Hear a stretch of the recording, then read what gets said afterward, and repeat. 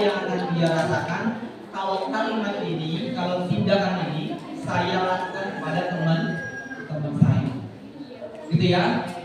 Teman-teman di sini sebagai korban, sebagai pelaku, atau sebagai pembela? Itu pilihan teman-teman semua. Yang pasti ketiga aktor ini sudah punya tempatnya masing-masing. Kalau korban kira-kira tempatnya di mana? Di langit. Korban tempatnya pasti di kesunyian, di kesepian, yang orang lain mungkin gak lihat, yang mungkin oleh si pelaku gak lihat.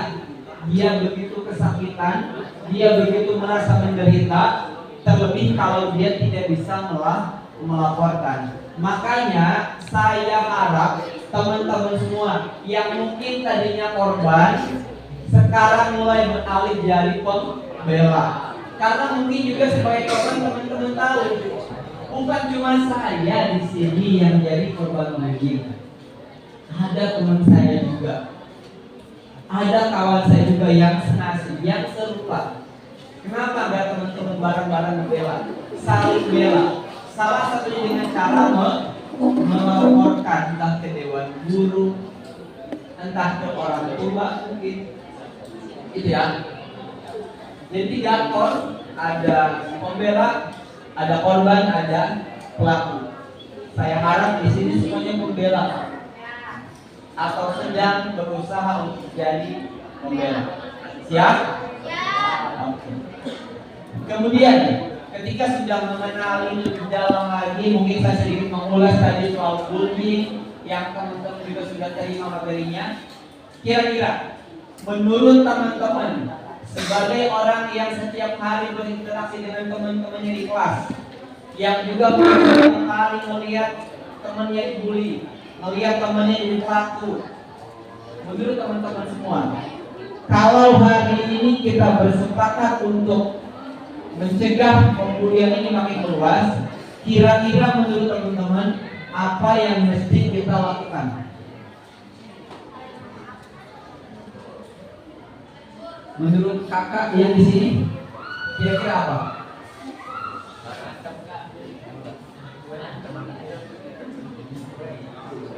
Apa kira-kira? Jangan takut salah.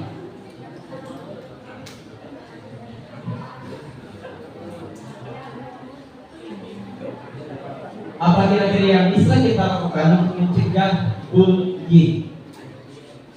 Coba boleh, udah ini kayaknya udah nemu apa kak? Atau di sini juga tadi lagi diskusi kayaknya ke depan kelas bullying. Makan pakai topi boleh? Tidak sakit. Apa kira-kira? Ada? Oke, dari perempuan. Kalama Malaka. Sania Kamala. Kamala. Apa yang bisa kita lakukan? Saling memaafkan dan berdamai satu sama lain. Oke. Nanti itu lebaran kali ya. Gak lebaran. Iya, lebaran betul. Aku setuju. Kata Kamala, saling memaafkan dan saling berdamai. Ada lagi dari teman-teman yang lain? Boleh? Menurut Ika mana Ika? Ada yang mau Ika? Ika? Ada juga Kamila. Menurut Ika apa? Ya tuh Kamila. Boleh? Yang belakang, saya di sini yang belakang ini ada. Boleh Kak, silakan. Yang pakai kerudung putih. Iya, semuanya putih belum. Silakan. Aktif melibatkan orang tua. Siapa namanya Kak? Ina. Dina. Tina. Dina. Dina. Dina. Oke. Menurut Dina aktif melibatkan orang tua. Ada lagi? Saling memaafkan, aktif melibatkan orang tua. Boleh silakan. Suara laki-laki. Capres kita semuanya laki-laki kan? Masa ada suara laki-laki di sini? Apa?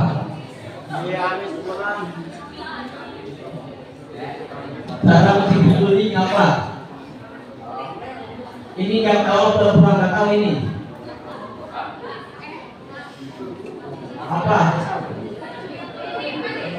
Ada lagi? Boleh yang belakang? Waspadalah, gitu ya. Waspada, siapa namanya Kak? Suci, Kak Suci waspada. Ada lagi?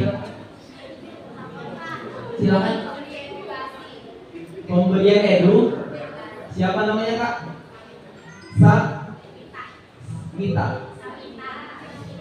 Samita.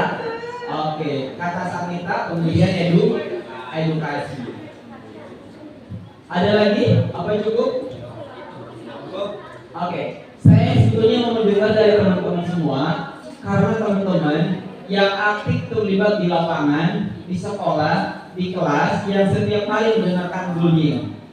Di depan guru pastinya nggak ada tuh bullying atau mungkin jarang, tapi di kelas mungkin ada, di lingkungan pertemanan mungkin ada, di tiap circle pasti ada. Makanya empatinya, inisiatif teman-teman semua ketika melihat hal itu terjadi, kira-kira ada nggak nih problem solvernya, cara memecahkan masalahnya supaya bullying ini tidak terus berlanjut. Tadi ada yang melibatkan orang tua, betul. Tadi ada yang saling memaafkan, juga bisa. Tadi juga ada yang waspada, bisa. Tadi juga ada yang pemberian edukasi.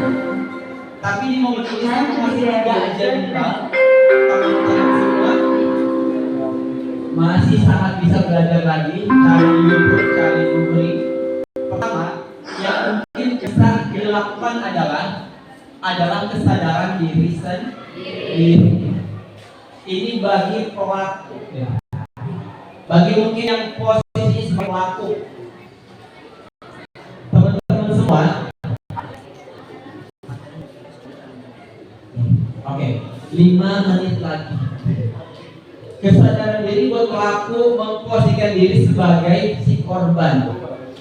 Ketika mulut kita keluar ucapan-ucapan gak enak, posisikan diri sebagai korban. Kira-kira apa yang bakal dia rasakan?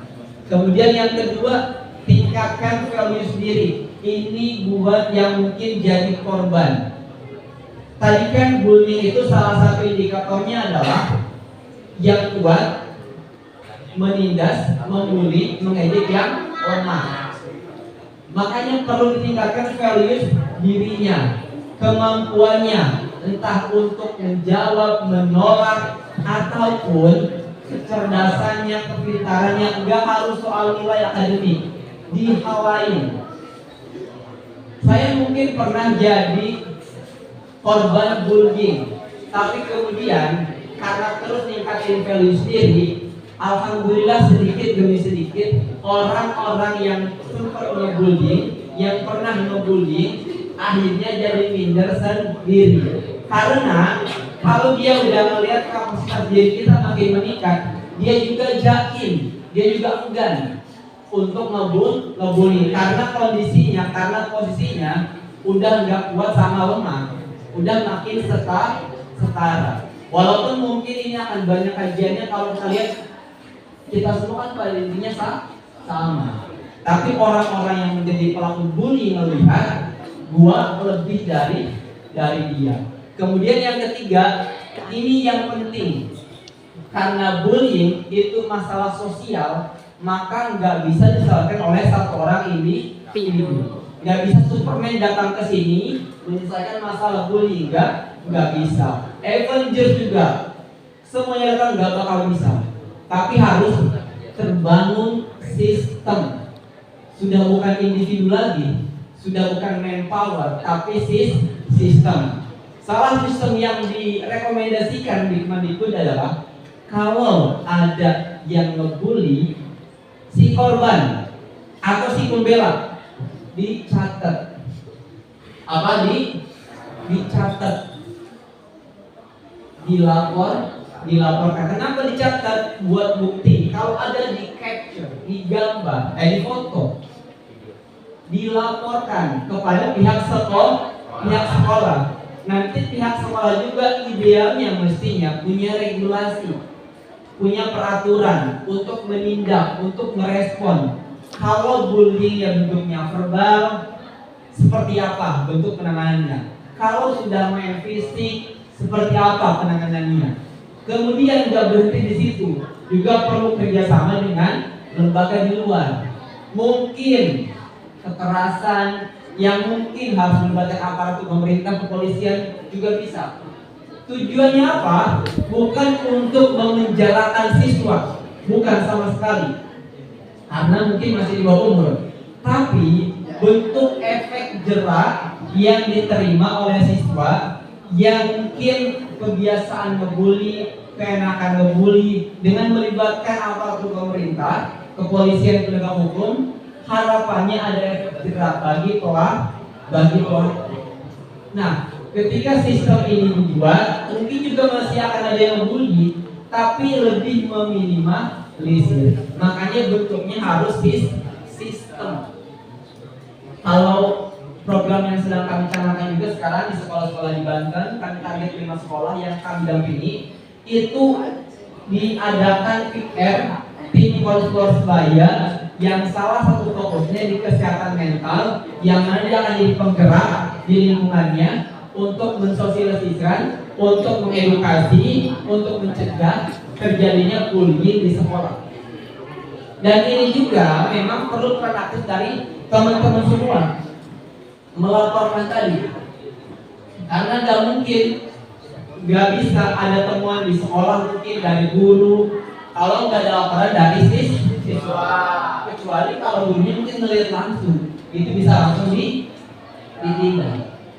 Tapi poinnya adalah nggak bisa hanya dengan kesadaran diri sendiri, nggak bisa hanya dengan kesadaran si pelaku, tapi harus tersistem, terprogram peraturannya seperti apa, begitu, supaya bullying ini makin sedikit. Kita mungkin nggak bisa dengan mulai bilang tidak ada orang yang membuli, tapi minimal yang bisa kita lakukan adalah